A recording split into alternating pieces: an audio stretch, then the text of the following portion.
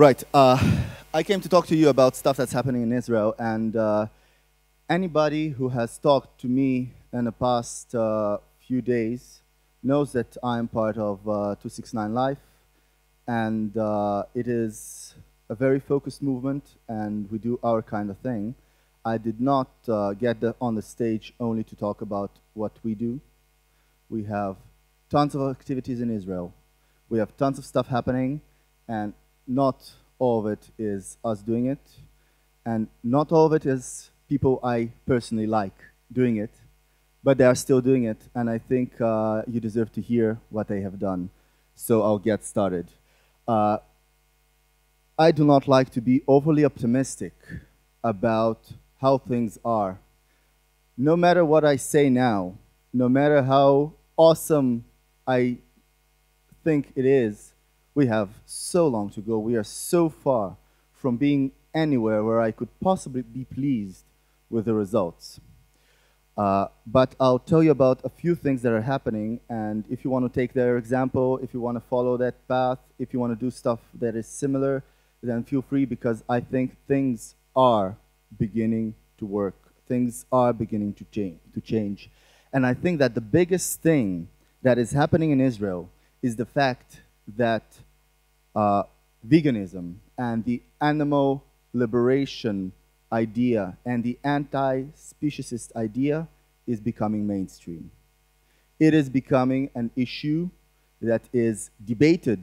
It is becoming an issue that is being talked about, not by a bunch of weird-looking, weird-thinking activists, but by regular-looking, regular-thinking people on the street, people who are not perhaps as privileged as some of the activists that we have, like me, for example, but by sometimes poor people, by sometimes people who do not live in the center of Israel and live in conditions where you can't go to all the vegan amazing restaurants, where you actually have to go to the regular supermarket and buy regular food, and they're still talking about it.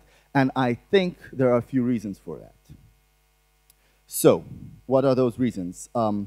First, we have some people who have done amazing undercover stuff. But beyond them having made amazing undercover stuff, and I'm not talking about experiment stuff, that too. I'm talking about going into factory farms stuff. I'm talking about addressing the issue of livestock. I'm addressing the issue of the meat, dairy, egg, whatever industry. Some people have gone into those places and brought out evidence, but the fact is not that they have brought that evidence, is where it has been displayed. It has been displayed on the main Israeli channel, the most viewed, the channel with the most rating. It was not displayed as a vegan show. It was given to a completely mainstream, meat-consuming guy who has a talk show, and what he does is he brings evidence from all sorts of bad things happening. He went to check out on people who are doing fraud and people who are doing all sorts of bad stuff. He has people go undercover and do stuff, and sometimes in plain sight he does stuff, and that was played on his show. So right after the news at 9 o'clock, this huge fat guy who's a meat consumer plays undercover footage from a factory farm, and he does not go on to say, well, you know, that only happens there. He just plain plays it. He plain plays it, and he lets people see what's happening. And this undercover footage came from the biggest slaughterhouse in Israel. It's called Red. It is the biggest organization that produces milk and meat in Israel, and that is footage from that slaughterhouse. And I'm not going to tell you that he played it and everybody became vegan. A lot of people said, oh, that it only happens there. People do that. But that was played on a very, very big channel. That is something that we had. Another thing that we have is an organization which is completely consumerist, completely capitalist. It is really as mainstream as you can get. It is called Vegan Friendly. And what they do is they go and they talk to restaurant owners and to chains of restaurants, etc. And they kind of convince them to have vegan menus and vegan dishes. And what's interesting is that they're very successful and they do it quite well. And I don't think that a consumerist vegan lifestyle is good. I personally do not think that way. I think that consumerism is problematic. I think that we cannot achieve a real anti-speciesist world which will also be consumerist. That's my personal opinion. But I think that if in Israel you can call up Domino's Pizza and order a vegan pizza with vegan cheese, not just, don't give me the cheese. You can order a vegan pizza with vegan cheese. I think it makes the step to become vegan so much easier for so many people. So I think they are doing some good works. That is another thing we have, and I wanted to say that I appreciate the fact that they can make this such an easy thing to do, because you can go to any restaurant almost, and some of the really big chains accept it. I'm not talking about things like McDonald's, but I'm talking about like coffee shop chains, like the Israeli equivalent of a Starbucks. You can go there and you can have a vegan menu, and they do good stuff. I'm talking about extremely populous things that I personally despise. Do you know the show Big Brother? It's horrible, isn't it? It's the worst TV you can get. I don't watch TV, but if I watch TV, I still wouldn't watch that. That's crap. That is horrible. So we had a vegan activist, a very loud, very, lowest common denominator kind of person, but very loud, very outspoken, and very anti-speciesist. So she went on that show, and 7 days a week, 24 hours a day, she'd scream at people, and she'd talk to people, and every discussion in that fucking degenerate TV show was about veganism. Every discussion. She won the show.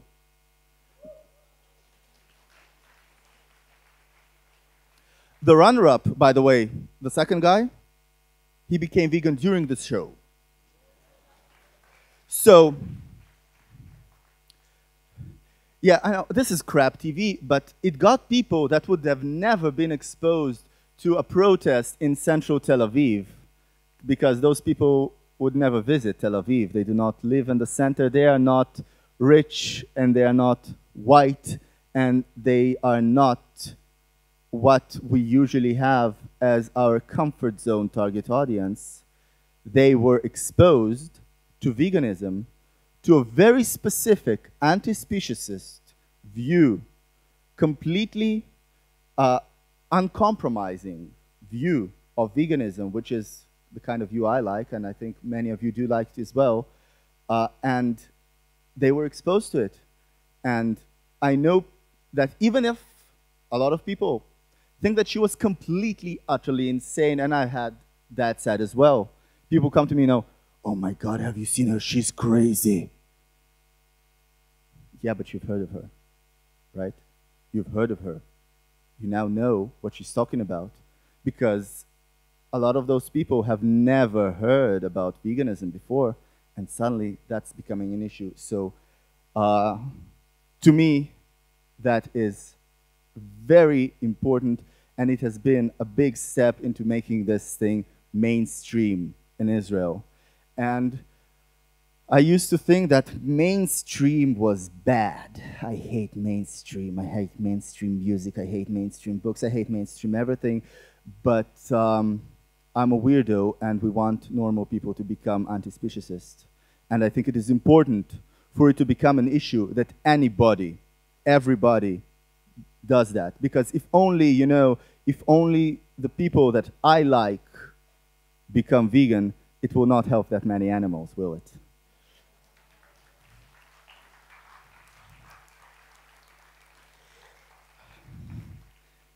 I don't like that many people. Sorry. Anyway, so that is another thing that happened. What also happens?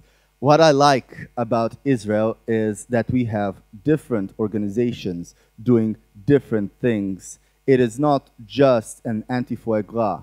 It is not just anti-fur. There's not much of a fur market in Israel. It's very hot, but we still somehow it is still sometimes being sold. You know, sometimes people still try to do it. I have no idea why. It's beyond the fact that it's idiotic. It's also completely not for the weather, but whatever. Some people are still trying it, and once they try it, you get a protest for it. It is what I like about Israel is that you get people who do something about anything that has to do with speciesism.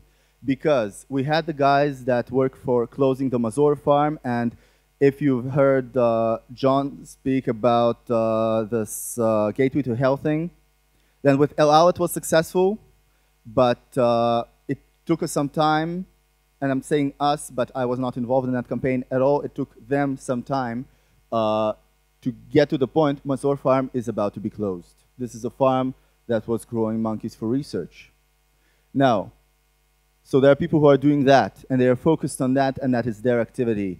And there are people that the second some kind of idiot decides to sell fur, you get a protest right there and right now. And there are people who are waiting the whole year for that idiot to do that. They are waiting for him to do that so they can go and they can, I don't know, they can spill paint on his shop and they can just make the devil out of him, and they yell, and usually it lasts about 2 days until this fur gets removed and the guy's going, oh, I'm so sorry, I didn't know, I thought it was fake. You know, you get those stupid excuses. It works. We have some people who do something about anything. That is very good in my eyes. Another thing that is happening in Israel, and I would like you to know, is that as part of becoming a mainstream issue, it is becoming a political issue. We have had demonstrations, animal rights demonstrations. I'm not talking about ban foie gras. I'm talking about demonstrations that go, stop fucking eating meat, stop fucking torturing animals. You know, you can't really get the wrong message there. There is really one very strong message. And usually politicians would not attend that. We have politicians that do. We have had a specific politician who is an active member of the Knesset. He sits with the prime minister and all the other guys. You know, they're sitting around and they're spilling their bullshit. And he would come to our protests and he would talk about how he is beginning to change his worldview, about how he is beginning to change his actions. He is a religious guy, and he's talking, he came up and he was like, you know, every year since I was a child, on Rosh Hashanah, which is the Jewish New Year's, you're supposed to eat all sorts of products made from the suffering of animals. And he is sitting there, and he's standing there, and he's talking about how this year he was looking at it, and he decided to change the specific part of the celebration and did not do it, and how good he felt about it. And he would go on shows and he would talk about it. And he comes to this very good vegan cooking channel, a very good activist has. And you know, this is a member of the Knesset. You know, you cannot possibly get more public than that. He goes on a vegan cooking show and talks to a prominent vegan activist about vegan rights, and he's not antagonistic, he's pro. He is talking about how he's changing his ways, about how he thinks this is an important issue. So suddenly you have a politician who talks about it, and he did not come from, you know, from animal rights. He was not voted in because of human rights activists. He was part of a regular party. We do not actually have a serious green party or an animal rights party in Israel. He belongs to a regular party, and he's talking animal rights now. And a few prominent people became vegan, and those people spread the word because people in media matter. They matter because they're visible, and they are loud, and they are prominent. And if you could somehow make the people in the media talk animal rights, then I think you are closer to success. And that is something that is happening in Israel, which I'm very glad of. That is another thing that is happening in Israel. We have all sorts of weird stuff we're doing. You've seen 269 actions. We have all sorts of weird stuff that's happening. We like to do shock value things. We like to do things that are weird. We like to do things that stay with you. I think that another thing that is happening in Israel is that people do not always think we're crazy now. I think that part of becoming a mainstream issue is that the more mainstream it has become, the easier it is to convince people, the easier it is to help them make this transition through whatever action you do, because now they're already thinking about it. So another thing that we have shifted into is the opening of a 269 Life Liberation Farm, which will be the first liberation farm, the first sanctuary farm in the Middle East. And we have decided to do that because we know that the focus of to create an anti-speciesist world, you would have to go through education. And if you heard Indra Lahiri's talk yesterday, or ever just talked to her from the Indra Loka Sanctuary, you see how powerful a tool it is to make people actually experience those animals in a positive way. I thought it was amazing. I saw them last year, and I have been thinking about it all the time since. And when we started working on the farm, and it is such hard work. Oh God. We have been shoveling literal shit from place to place for days on end. Some people, they just get up in the morning, they live there now, they get up in the morning and they shovel shit all day, and they go to sleep, and they wake up the next day to shovel some more, and we carry lots of stuff. I finally understood, as a person who has never ever done direct action in his life, and wouldn't tell you if he did, but never ever done direct action in his life, I suddenly understand the animal rights movement fascination with bolt cutters. Those things are awesome, right? The bolt cutters thing, they're awesome. There's so much you can do with them. We have been working our asses off on this farm, and I really think that this is an enormous thing we're bringing to Israel, is education, because like it or not, the people who will have control of how the world looks like in 70 years are probably right now beginning school, and they need to be educated about animal rights. And if they are not educated about animal rights, then whatever that we are doing here is probably not as effective as it should be. So we're focusing now on education. And what I really love about that farm, which will be open on the 26th of September this year, which is really, really soon, is that, as I said, we do not always get along within the animal liberation movement. We do not always get along with other vegans. Somehow, we always manage to fight over some bit of irrelevant bullshit. And I have been as guilty as in this as any other activist that I know. We love to fight about bullshit. And we fought about bullshit for so long that there are people in the animal rights movement that would not talk to each other. They want the same thing, but they will never talk to each other. They hate each other's guts. And beyond the fact that I think that it is very sad, I think it is not helping. And what I have seen this farm do before even being created, by the sole virtue of us saying, guys, we need help, come volunteer.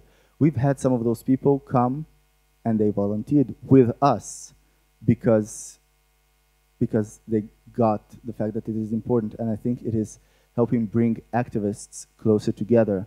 So I have no idea if you like 269 Life or not, and I do not care. You are invited to our farm.